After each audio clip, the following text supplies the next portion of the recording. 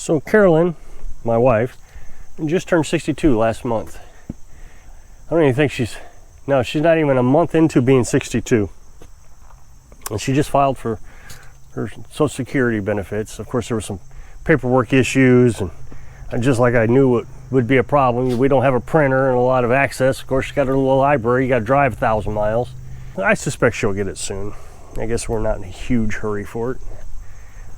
Now, I know some people are going to say, oh no, you can't file for Social Security until you're 65 because of this and that. Well, you know, that's your opinion. We're of a different mindset. And then there's some people are going to say, well, you should have filed months ago. So you can't win for losing. I just found out now that she's filed for Social Security that she can't live off grid. I did not know that. I was really shocked by this.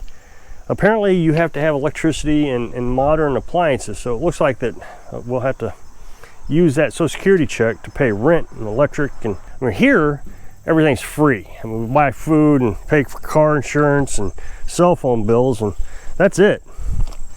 But in order to have Social Security, apparently you got to have an electric bill, a water bill, a sewer bill, a mortgage or a rent bill. I just don't even understand it. I mean, to me, I don't think this life is that bad. It's a lot more simple than working for an employer. I know that for sure. I've said that many times. My employer was killing us. Carolyn and I met at work. We were working 60, 70 hours a week. It was quite stressful, terrible. Well, I don't know if I'd be alive if I hadn't quit. And then we weren't eating healthy. We worked so many hours that we didn't want to go home and cook, so we go to Chinese restaurants and Emo's Pizza. That was primarily where we went. But here, we're on a good, healthy diet. I know some people's opinions vary on that, but we feel like it's very healthy and losing weight and stronger than ever and healthier than ever. And I'm told all the time that people are too old. I told this in the comment section all the time, that people are too old to do this. It's just too much work. And I'm just too old. That's what they say. Not me, but them. And then one of these days, I'm gonna find out how hard this is when I get old. Well, there's a few things to that. One, I don't think this is that hard. I mean, it just doesn't seem like my day is filled with non-stop activities of laborious, hard work activities. It just isn't. And neither is Carolyn. There's things to do, but it's not stressful or hard work. And the other thing is my grandparents, they didn't live off grid, but they definitely had a homesteady type of thing going on. They had cows and chickens and pigs and just a variety of different things. They had well water and hung their laundry. I mean, they had some conveniences, obviously, but it was a homestead. It was out there in the boonies. Grandma lost her sight. She could see enough to walk around. I mean, it's probably like my right eye. I can navigate okay, but it's pretty limited. So I suspect that's the way it was for her. She had to stop driving. But Grandpa, I mean, he even was partially retired. I mean, he was a chiropractor, and he saw patients in the basement after he partially retired, semi-retired. But he worked that homestead all the time. I mean, there was things that was a little bit more difficult that he couldn't do. I remember one year he was trying to burn the woods. It got out of hand for him, and he just took on more than he needed to. He didn't have to do that. That's the thing. I don't work any harder than I have to here. I don't see the purpose of it. My whole point of coming here was to make things easier. I will admit that starting up is a lot of work. And we pushed ourselves really hard to start up. We got here, we set a truck camper on the ground, homemade truck camper, and we immediately got to work. Next day we were installing the well pump. I twisted my ankle the night we got here. And then after the well pump, we got solar panels. And then I had to start splitting firewood. Now, I will imagine that a lot of people are going to say the firewood is too much work. And I guess it is. I don't feel like I have a memory of it being terrible. Now, remember, Grandma and Grandpa did firewood also. They always were at it, and Grandma will be out there with that log splitter. Now, of course, you could have a hydraulic log splitter. We don't. We have that manual log splitter and a maul. The first year we were here, we got 8 cords down here that we had to burn in that heat exchanger. That was terribly inefficient. And now we got 15 cords laying around here. Well, probably about 13 now. And we got that all done in a couple summers. The hardest part was going to people's houses to get it. If we wanted to dissect our woods, we could have gotten all the wood from here. But if you had a good piece of property, I mean, you use your lawnmower wagon and drag the firewood back and forth. That'd be a lot easier than hand carting it up. We didn't have a lawnmower at the time. And then, of course, like I said, we went off site to get 90% of our firewood. So you were carrying it up hills, and that was pretty strenuous. We got a good portion down at the city park, down in that city down there. It's unincorporated, but a tree fell down, and I got a good portion of firewood from there. And I just went every third day. That way other people could get it if they wanted it. And I just go for a couple hours in the morning, get truckload, and come back. And that was all I did. We would split it for the next few weeks. We'd come out for a few minutes every couple hours and split it. It just didn't seem like it was that much. Now, if you were elderly and not in shape, I could see that being difficult. But even at that, firewood is still reasonably priced, especially if you live in a tiny house. A cord could cost you like 200 bucks, 300 bucks. And a cord of wood in a tiny house is what you use every year. So $300 a year for heat, when I would imagine a lot of people spend a lot more than that, maybe even $300 a month to heat a full-size house.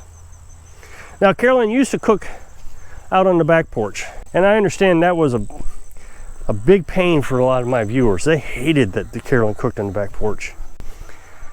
I thought it was pretty nice. I still use it to cook the coffee, and I mean, think about it. Sunrise, I look out this direction, sunrise is over the trees, letting that coffee perk. Oh, it's a great feeling.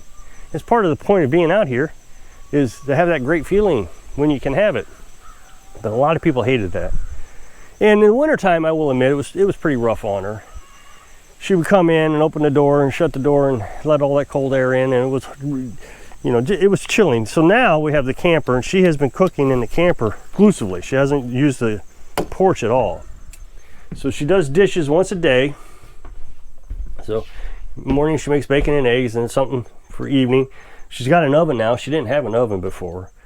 And the dishes are easy to do. She's got this hose that gives her water. And we heat the water through the coffee pot, which is easy enough. As a matter of fact, when I come down to eat, I just pour the water into to get it to go while she's still cooking. And then by the time I'm done eating, I can shut it off, and then she's got hot water for dishes. This gets so hot that you can't touch it. You add another pot full of water to your dishpan, and you got enough for dishes. And you got to think, our dishes are just not that much. We'll have 4 plates by the end of the day, you know, or the silverware. Of course, we're meat eaters, so that's all we eat: bacon, eggs, and some form of meat for supper. And she'll use this pan again. She'll use it twice, once for breakfast, and then that bacon grease makes really good flavoring and seasoning for the evening meal. And then she does the dishes. I mean, it's a lot more simple in my mind than somebody coming home after a 10-hour day and having to cook. Of course, you don't have a dishwasher. Well, yeah, we don't have a dishwasher, but we don't have that many dishes. I think this is pretty much all we have. We don't have just cabinets full. There's a plate. There's 2 plates here, 2 plates here. And I think we still got a few plates up at the house, but of course we're not using those. I mean, the cabinets are absolutely empty.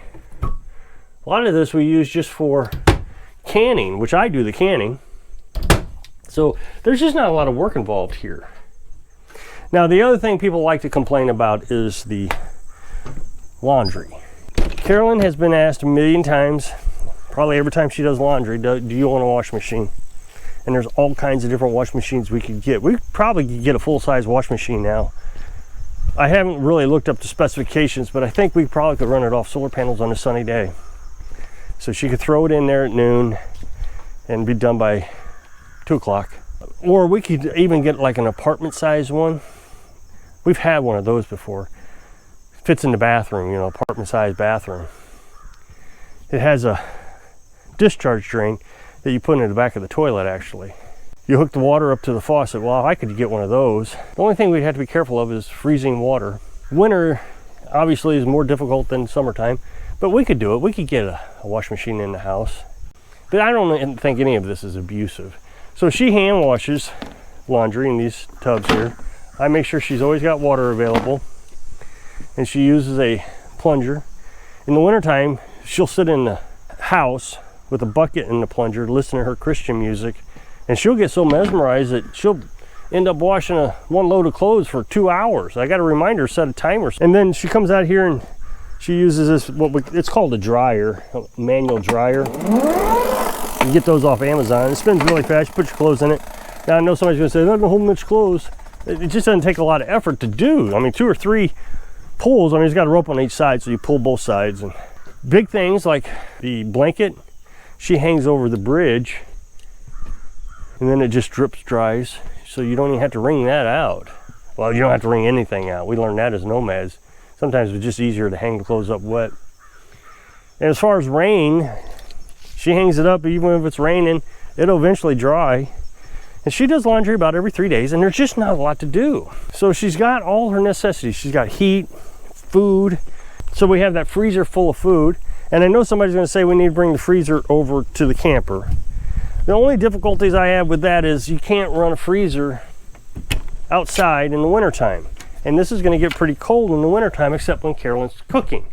She'll turn on the oven, an hour or so before she starts cooking, and that'll heat up the camper. But in the meantime, it's going to be below 40 degrees in here.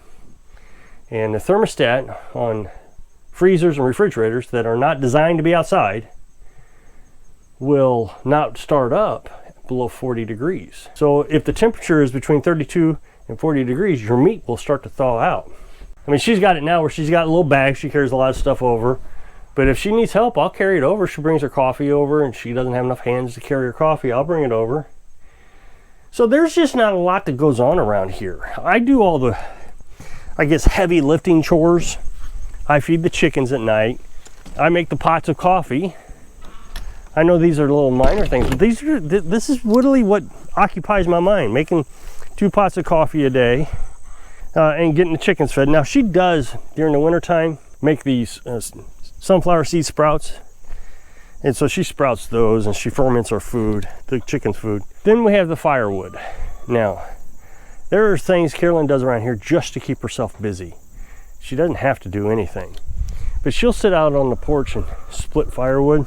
And the reason we have to split it is when we sized it up and stacked it, we were basing everything off the Franklin wood stove. Well, the Franklin wood stove was bigger than the wood stove we have in the house. So we have to make things smaller. And when we split it, we really didn't think we were oversized. But that thing gets so hot that we have to make the wood smaller. So she'll sit up here and split the firewood that's already split. She'll do the moisture tester, but that's because she wants to. If she doesn't want to, then I do it. I did it. That's what typically happens is when it turns cold, I start picking up the slack on the splitting the firewood and bringing it in. She really pilfers more than anything. There's just not a lot to do around here. I mean, even for my chores, like I said, I feed the chickens. I fill the water tank each day. I cut the grass every few weeks. I don't want to cut it too much because of gas prices. I maintain the solar panels. I mean, there just isn't a lot to do. So these people will say, oh, then I couldn't do that. I'll just go ahead and pay my $50 in electric. Well, first of all, I struggle to think that too many people are paying $50 in electric. Houses use a lot of electric. And in the wintertime, you got to convert that over to your gas bill also. Remember, we don't have any bills. So telling me you have a $50 electric bill, you're still spending more money than I am. Plus you have house insurance and just all kinds of bills that you're trying, if you're on Social Security, you're trying to live off of. Somebody in the comment section has threatened to report me for abuse. It's all over the internet that I abuse Carolyn. It's always about trying to destroy me. I don't know what it is that I've done to harm people, but they do try to destroy me. I actually caught one person. Well, I've caught several. The sheriff's caught several, but I caught one myself and turned him over to the sheriff. I mean, he was so stupid, he left his name on Facebook. Just bam, right there. I got him. They just want to destroy this channel, this life, this happiness. A lot of people in the comment section says about jealousy. But I think that when you start bringing Carolyn into it, since she is not on YouTube, you're out of bounds.